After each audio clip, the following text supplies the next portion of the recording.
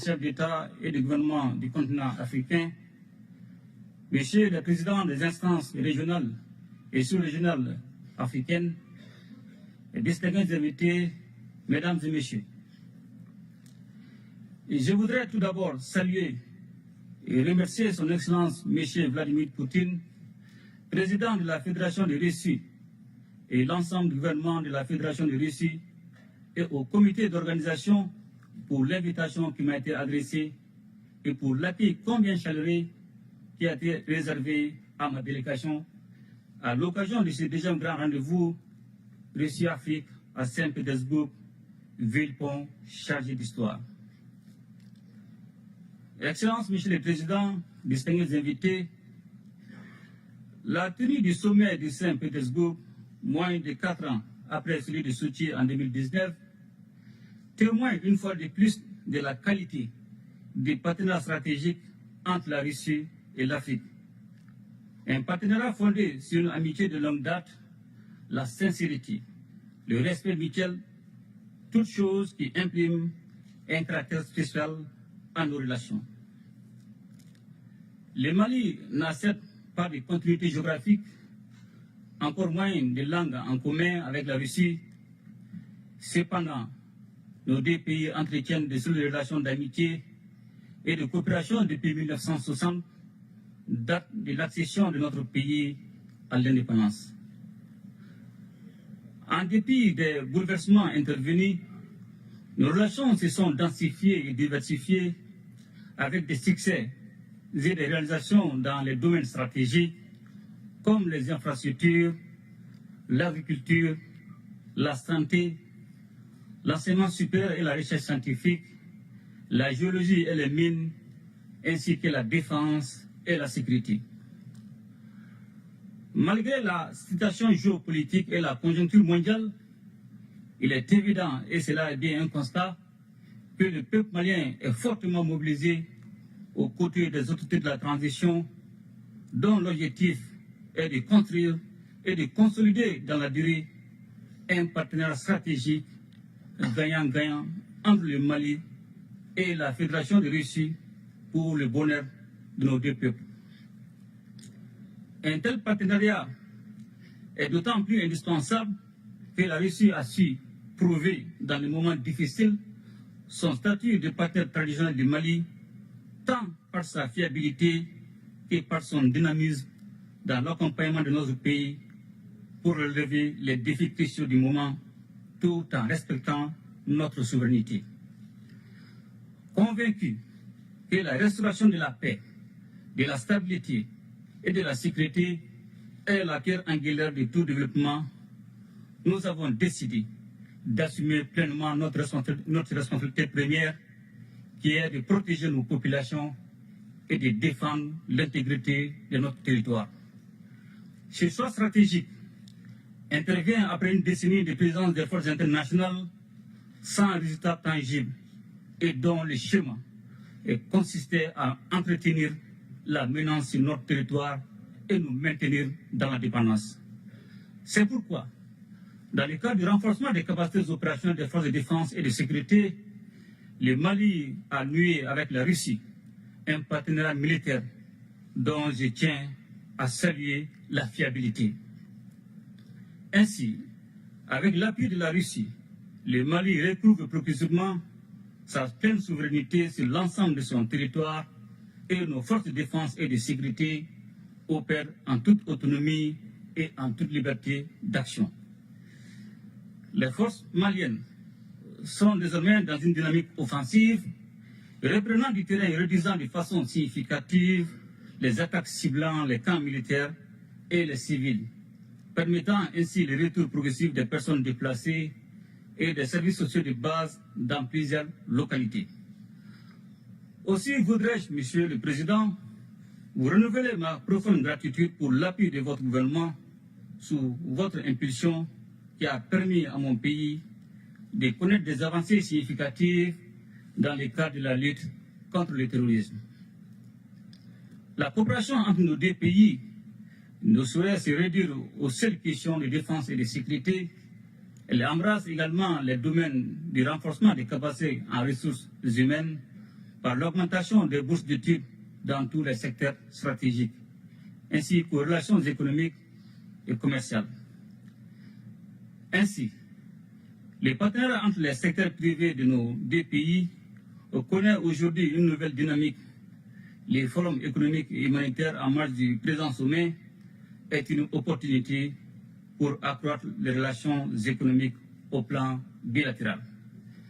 Monsieur le Président, Mesdames et Messieurs, profondément enracinés dans nos traditions sociales communes à de nombreux pays africains, les Maliens sont fiers de cette appartenance au continent africain, riche de sa diversité et baigné de traditions séculaires, d'égalité, d'équité, du respect de chaque société et des droits humains fondamentaux.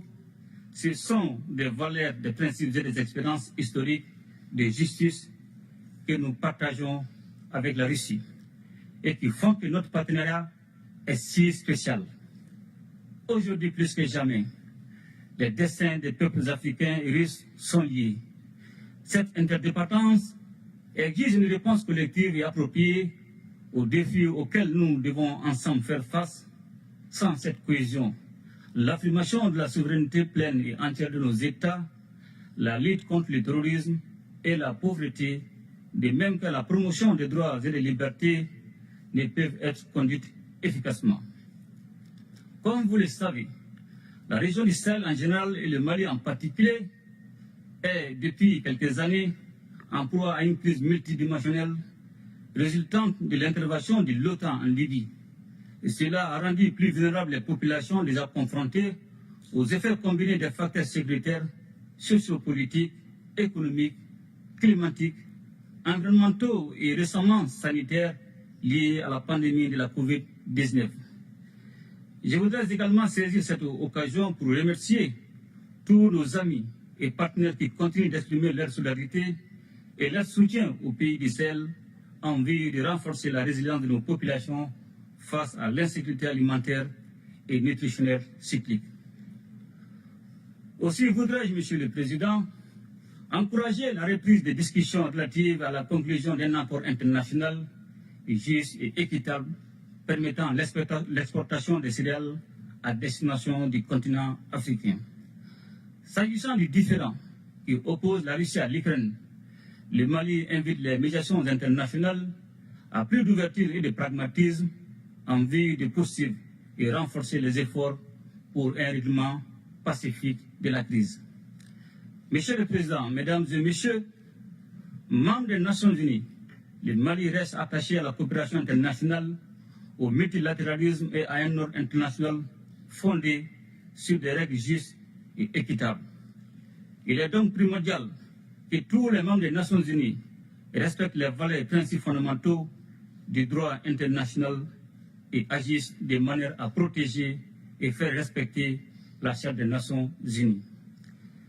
C'est la raison pour laquelle le Mali soutient l'initiative de la Russie, appelant à un nouveau consensus pour défendre les buts et principes de la Charte. La multiplication des crises et des conflits en dépit de l'implication de la communauté internationale plaide en faveur d'une nouvelle architecture de la sécurité internationale qui passera forcément par une réforme du Conseil de sécurité de l'ONU. Notre organisation commune doit s'adapter au monde multipolaire afin de conserver toute sa crédibilité. L'instrumentalisation et la politisation de la question des droits de l'homme doivent cesser, de même que le système deux poids, deux mesures. La question de l'élargissement du Conseil de sécurité est aujourd'hui un point majeur à l'ordre du jour de la réforme du système des Nations Unies. Elle est nécessaire et justifiée avec la proposition de l'Union africaine qui réclame seulement 2 sièges permanents pour l'Afrique. Le sommet de Saint-Pétersbourg nous donne l'opportunité de tracer ensemble les contours d'un espace commun de prospérité, de stabilité et de sécurité. Il reste entendu que ce cadre rénové sera élaboré sur la base des principes de respect mutuel, des relations d'égal à égal et des intérêts partagés au bénéfice de nos populations. Monsieur le Président, Mesdames et Messieurs, la situation économique mondiale est inquiétante En effet, selon les prévisions, l'économie mondiale serait au bord de la récession en 2023. Cependant, nous avons des motifs d'espérance et demeurons particulièrement attentifs à une autre alternative qui se caractérise par l'émergence des BRICS. Les pays des BRICS se hissent au premier rang de l'économie mondiale et constituent des réponses fiables pour les continents sans contrepartie hypothéquant le développement de notre continent et l'épanouissement de nos populations. Ainsi, les BRICS constituent un réel espoir de soustraire nos pays d'un ordre international fondé sur la domination et la marginalisation. C'est pourquoi le Mali soutient des initiatives telles que créer une banque de développement pour le financement des infrastructures ou encore offrir de nouveaux mécanismes et moyens de paiement internationaux. Excellences, Monsieur le Président, Mesdames et Messieurs, dans un monde marqué par de nombreux défis complexes, la tenue de ce sommet a été accueillie avec enthousiasme en Afrique. Et je suis persuadé que les conclusions courageuses et innovantes à la hauteur des enjeux du moment permettront d'aboutir à un partenariat rénové et revitalisé entre le continent et la Russie, exempt de désinformation. Je ne saurais terminer mon propos sans réaffirmer notre entière disponibilité à poursuivre et renforcer ces relations avec l'ensemble des partenaires sur la base du respect des trois principes qui guident l'action publique en République du Mali, à savoir le respect de la souveraineté du Mali, le respect des choix stratégiques et des choix des partenaires opérés par le Mali, la défense des intérêts vitaux du peuple malien dans les décisions prises. De même, fidèle à son engagement panafricain, mon pays continuera à œuvrer au sein des organisations sous-régionales et régionales pour la réalisation de l'intégration africaine. Vive la coopération russo-africaine, vive l'amitié russo-malienne. Je vous remercie.